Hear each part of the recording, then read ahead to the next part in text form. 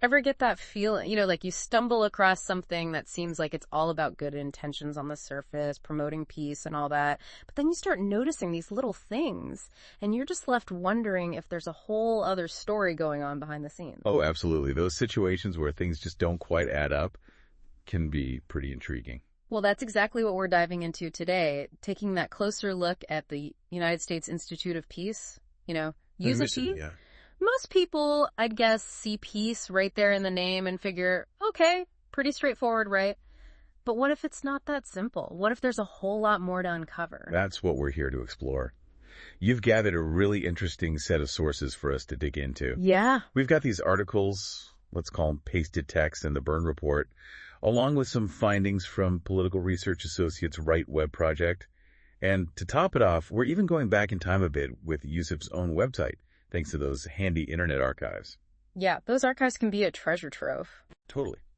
And our mission, should we choose to accept it, is to delve into these materials and really grasp the arguments being presented. And specifically, we're going to tackle this pretty explosive notion that USIP might actually be operating as, get this, a spook-up. A spook-up, yeah, it's a bold claim. It is, and we want to make it crystal clear right from the get-go that our aim here is to dissect the evidence, to understand the reasoning behind this claim, not to jump on any bandwagons or draw conclusions ourselves. We're just here to lay it all out. Exactly. We're all about exploring the arguments, looking at the evidence, and letting you, the listener, connect the dots. So let's kick things off with a little background, right? The official narrative, the way it's usually presented, is that USIP was created by Congress back in 1984. The whole idea, at least on paper, was to establish this independent, nonprofit institution that would essentially act as a kind of intellectual counterweight to the Pentagon, a place fully dedicated to studying and, you guessed it, promoting peace. Makes sense, right? Dedicated to peace. Sounds pretty good on the surface. Yeah. Seems pretty straightforward, commendable even. It does. But the sources we've got here, they came to a bit of a different picture, even from the very beginning. Both Pasted Text and Political Research Associates, they both point out this crucial detail. USIP gets all of its funding straight from the U.S. Treasurer. Directly from the government. Directly. And that raises some immediate questions about how independent they really are, wouldn't you say?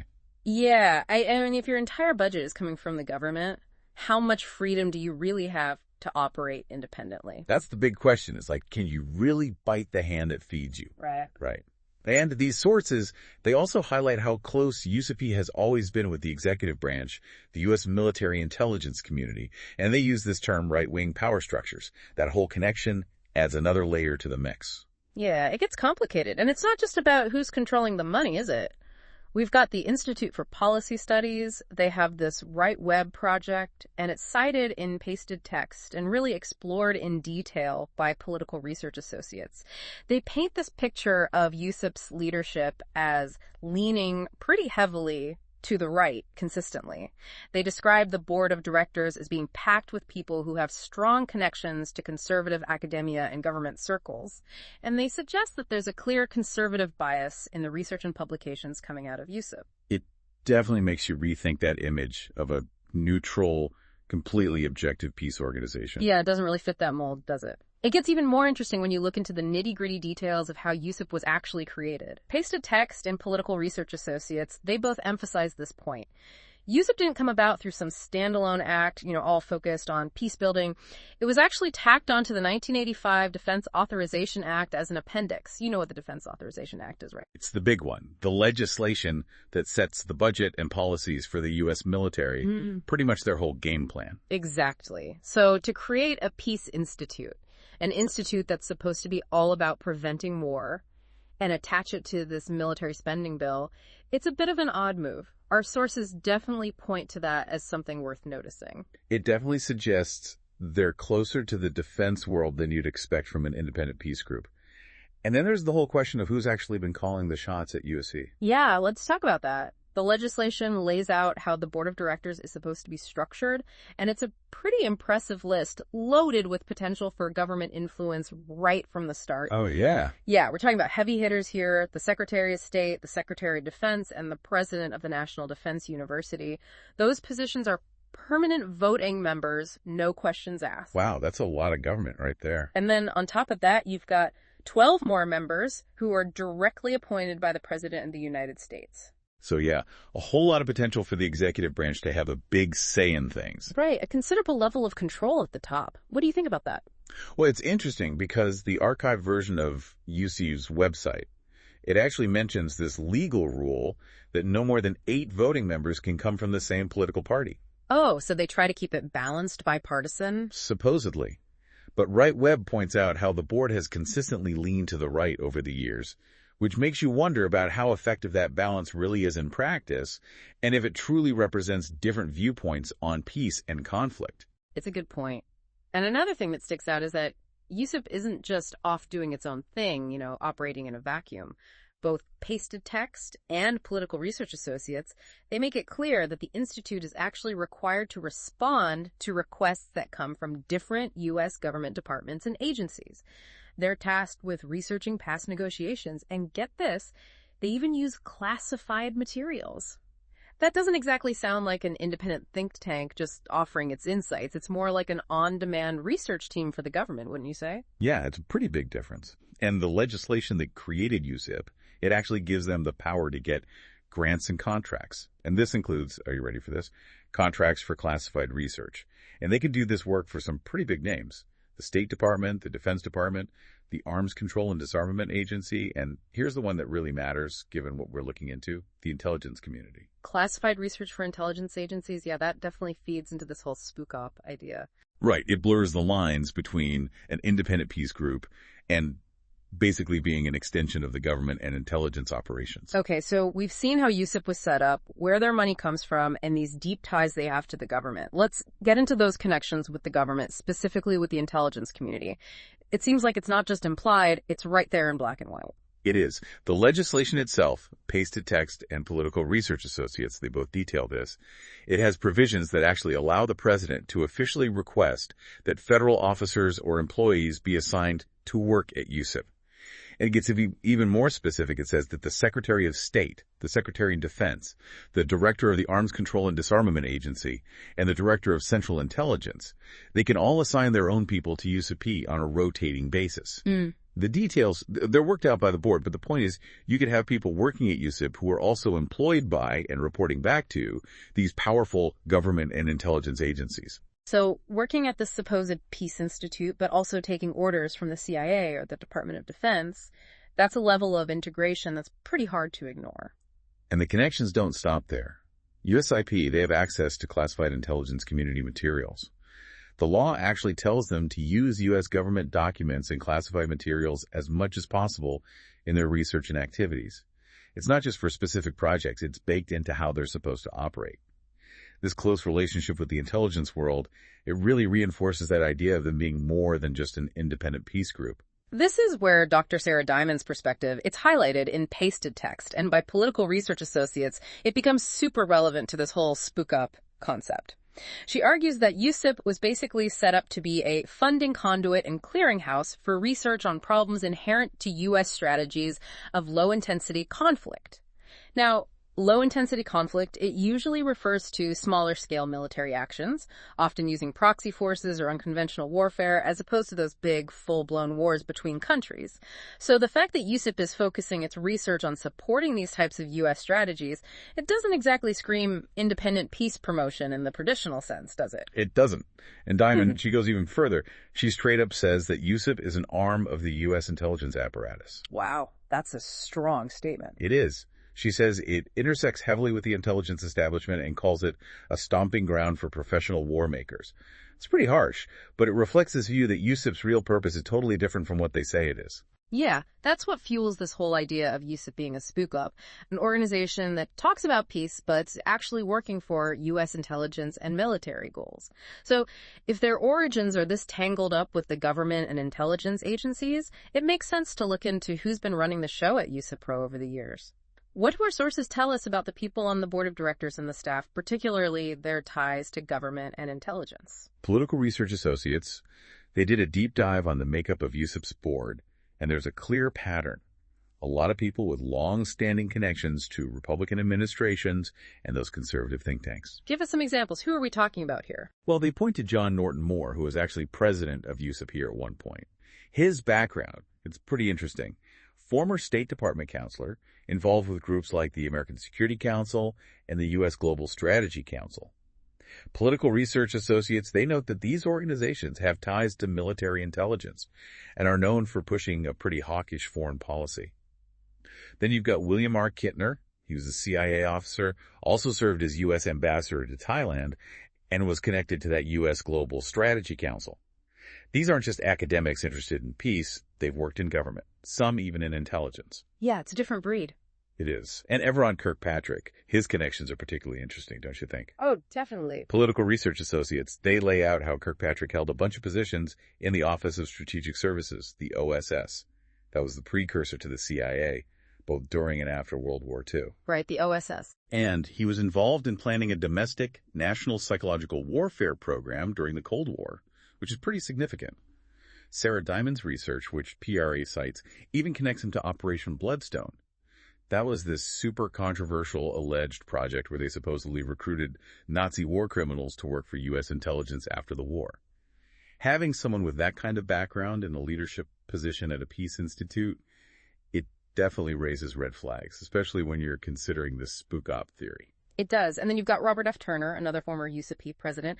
Political Research Associates, they tell us he was an embassy official in Saigon during the Vietnam War, worked with the State Department on anti-Nicaragua propaganda, and even acted as a lawyer for the CIA. Those aren't just casual connections. Those are significant roles and activities that are pretty far from what you'd expect from a peace-building organization. Exactly. And we can't forget about the ex officio members of the board.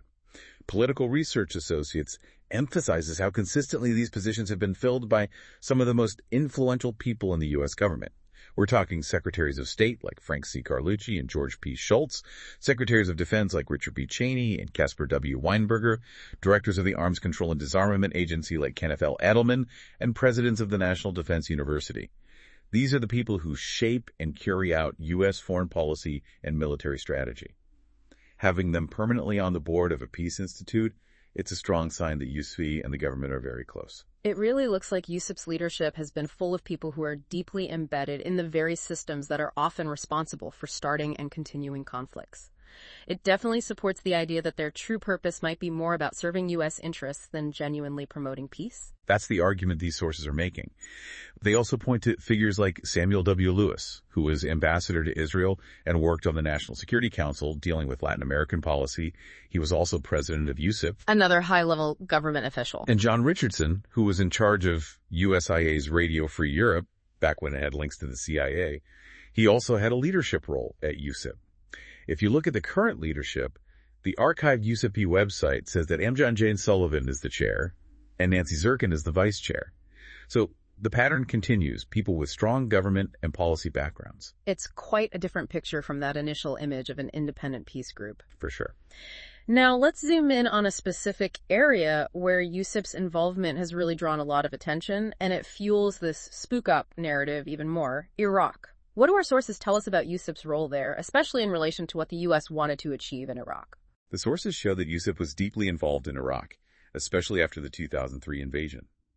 Pasted text points to Stephen Hadley, who was George W. Bush's national security advisor, and later became the chair of USIP's board. He was connected to that yellow cake forgery intelligence that was used to justify the Iraq War, and he was also on the public affairs board of Raytheon, the big weapons manufacturer. That raises some serious questions about potential biases and whether USIP's leadership was aligned with the people who started the war. And it wasn't just a matter of doing research from afar, was it? It sounds like they were actively involved on the ground in Iraq. Yeah, pasted text explains how in 2004, USIP was authorized to get funding for peace enforcement, peacekeeping, and post-conflict peace-building activities in Iraq. They set up an office in Baghdad and got involved in training pro-U.S. Iraqis and government officials. They were also working closely with U.S. military provincial reconstruction teams and embassy staff. So they were directly involved in a conflict zone that the U.S. started, training people who are aligned with the U.S. That doesn't exactly look neutral. No, it doesn't. And then there's the Iraq Study Group, which USIP convened and organized. On the surface, it seems like a genuine effort to find some peace and stability in Iraq. But what do our sources say about what it really was and what impact it had? Well, the Iraq Study Group was bipartisan, and it was convened by USIP, but the sources raised some doubts. Pasted text notes that the report they produced It put a lot of blame for the violence in Iraq on Sunni insurgents, Shiite militias, al-Qaeda, and criminals. But they didn't really talk about how the U.S.-backed Iraqi government and the U.S. military presence itself might have contributed to the conflict. The report even went as far as to say that having U.S. troops there was moderating the violence, which was a very controversial claim at the time, and that basically gave the U.S. occupation more legitimacy. Yeah, it's like saying the presence of the people who started the war is actually making things more peaceful. Right. And the recommendations from the Iraq Study Group, they also focused on security, a continued U.S.-Iraqi government security approach, instead of trying to find non-military solutions. So more of the same, basically. Pretty much. They recommended setting up a joint U.S.-Iraqi counterterrorism intelligence center, which basically means more intelligence gathering, more police and military actions. And those actions would likely target groups that were against the U.S. occupation and the government in Baghdad.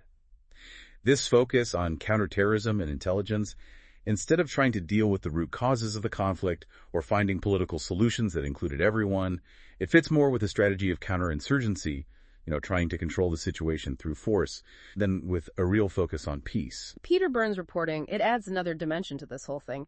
He focuses on the people and the stories that USIP chose to support and promote as the experts on Iraq. What did he find?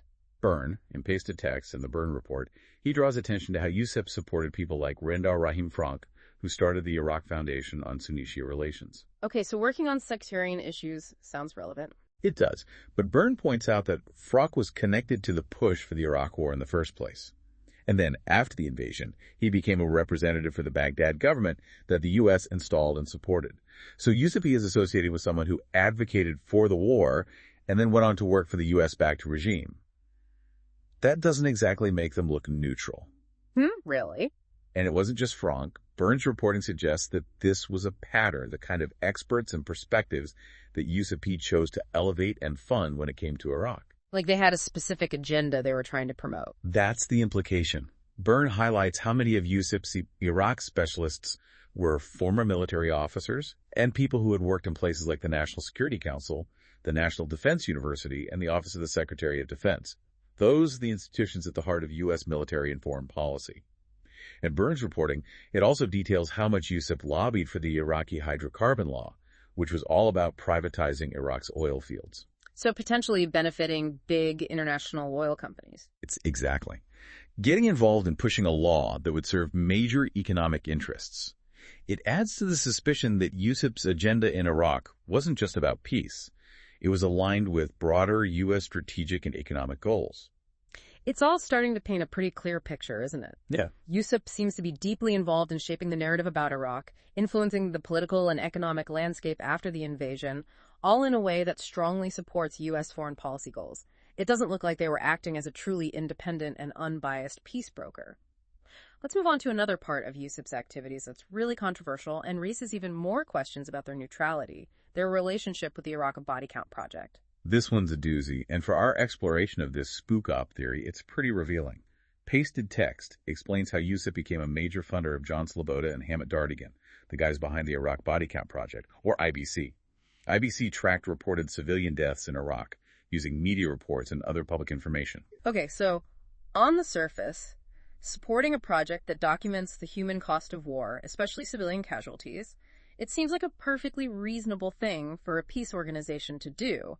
Where does the controversy come in, and how does it relate to these spook-op allegations? The controversy comes from a few different angles. First, John Sloboda, one of the IBC directors, he gave a presentation at a USIP meeting in 2007, not long after USIP's Iraq Study Group released its findings. In this presentation, Sloboda was really critical of estimates of civilian casualties that were based on surveys. So he's questioning the numbers. Yeah, he was specifically going after the 2006 Lancet study, which had estimated a much higher death toll than IBC. IBC was mainly using media reports, remember? Right. And the interesting thing is that the panel at this USIP meeting included people like Colin Kahl and Michael O'Hanlon. These guys were known for being pro-war or for being connected to institutions that supported the invasion of Iraq. So it makes you wonder what kind of voices and perspectives USIP was choosing to give a platform to when they talked about civilian casualties. It seems like they might have been stacking the deck a bit. And didn't Colin Kahl use IBC's data later on? He did. Colin Kahl, he went on to hold some high-level defense positions under Obama, and now he's the National Security Advisor to Vice President Kamala Harris. That's a pretty influential position. Yeah. And he used IBC's data to argue that the U.S. military was pretty good at minimizing civilian deaths in Iraq compared to other wars. So it raises this concern. Did USIP, by funding and promoting IBC, help create a narrative that downplayed the true number of civilian casualties from the war? That's a troubling thought. It is. And some of John Sloboda's own statements at that USIP meeting are pretty revealing. Oh, yeah. What did he say? He said that IBC was passionately opposed to this war, meaning the Iraq War. Okay. But then he specifically said that IBC wasn't against war in general. So, opposed to this particular war, but not all wars. Right. It's a selective opposition, which seems a little odd considering IBC's own statement that war's very existence shames humanity. It suggests that they were okay with war as a concept, they just had a problem with this specific war. That kind of thinking could fit with the idea of criticizing tactical mistakes within a larger strategic agenda. Interesting. And what about this big difference between IBC's casualty figures and the numbers from those survey-based studies like the Lancet report? That seems like a pretty central issue. It is. IBC's method relied on reported deaths, often from the media, but critics have always pointed out that in active war zones, civilian deaths are often underreported. It's a well-documented problem. Journalists like Dar Jamail, who reported extensively from Iraq, and analyses from groups like RAND, they all suggest that IBC's numbers were likely way too low because they relied on publicly reported data. Sloboda said at the USIP meeting that the real death toll couldn't be 10 times higher than IBC's count, but he didn't have strong evidence for that. And he kind of ignored the fact that it's really hard to accurately count deaths in a chaotic and violent place like Iraq after the invasion.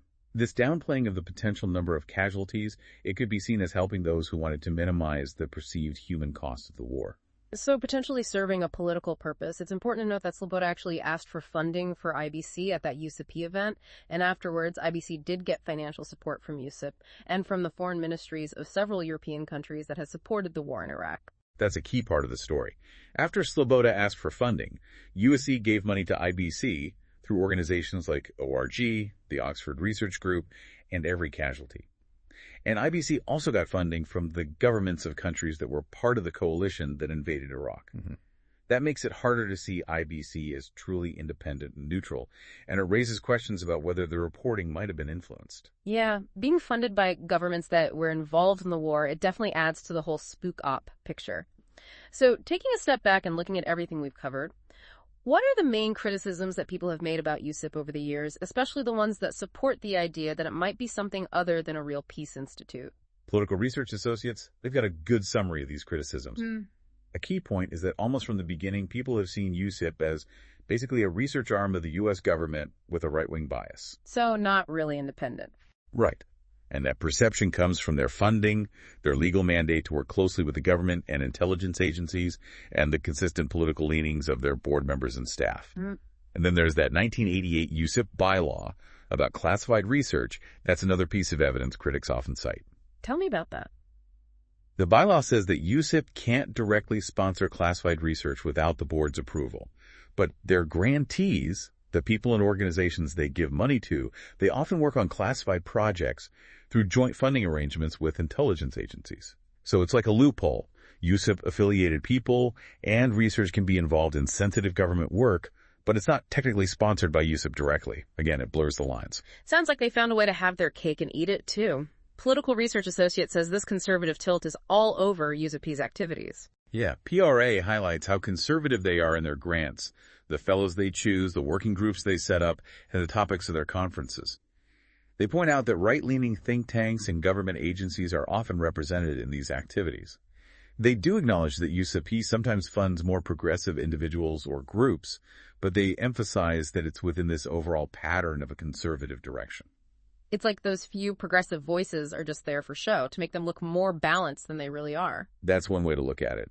And then there's this end-user rationale that USIP has talked about, which basically means they focus on serving specific government needs instead of doing purely academic or theoretical peace research. So it's more about practicality and less about idealistic notions of peace. Yeah, PRA points out that a former USIP president, Samuel Lewis, and a grantee, Joseph V. Montville, they've both said that USIP chooses research topics and comes up with low-cost solutions to security problems in close consultation with key government end users. And their goal, they say, is to make things easier and cheaper for the Department of Defense. This approach, it's all about serving the government's needs, which reinforces the argument that USIP is more like a government contractor than a truly independent voice for peace. And wasn't there some controversy involving Johann Galtung? Yes, Political Research Associates mentions how USIP criticized Galtung, who's a big name in peace studies. They said his work wasn't rigorous enough and accused him of being too political. And apparently they ignored his requests for a retraction or a chance to defend himself. That doesn't look good. It suggests that they might not be very tolerant of viewpoints that challenge the mainstream U.S. foreign policy consensus. It does. Peter Burns' description of USIP in his reporting, it also supports this spook-op interpretation. Yeah, what does he say? He calls USIP a quasi-governmental agency, funded by Congress, but mostly staffed by neoconservatives who were big supporters of the Iraq War. And when he was writing, they were pushing for a confrontational approach towards Iran. So always focused on those perceived enemies. That's the idea. Byrne emphasizes the strong connections that USIP board members and staff have to big energy corporations and defense contractors. He gives examples like Robert Gates, Condoleezza Rice, and George P. Shultz. And he brings up USIP's lobbying for the Iraqi hydrocarbon law again, reinforcing this idea that their activities are all tied up with powerful economic and political interests, not just about promoting peace. It's like they're a cog in a much larger machine. That's a good way to put it.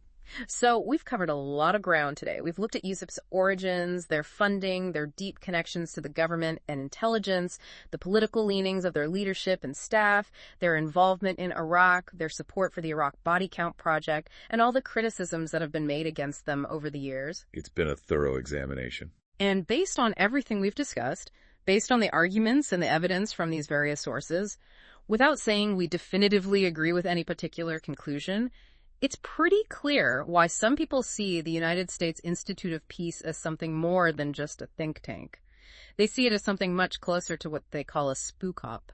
Yeah, I think that's a fair assessment of the perspective presented in the sources we've analyzed, the strong connections to the government, the intelligence community, and those corporate interests, along with this perceived bias in their research, their choice of experts, and their actions in conflict zones. It all creates a pretty complex and, some might say, concerning picture. It goes way beyond their stated mission of promoting peace. This has been a deep dive into a really fascinating topic. It has. And after hearing everything we've talked about today, it really makes you think. When we come across organizations like USIP, organizations that operate in this world of government research and international affairs, how should we judge their work? How should we interpret what they say? It's a big question. It is. What are the implications of these deep connections for how the public understands international conflicts? And what about trust in these institutions that claim to be objective and dedicated to peace? It's definitely something worth looking into more, and a healthy dose of critical thinking is always a good idea. Absolutely. Never take anything at face value. Always dig a little deeper. Couldn't have said it better myself.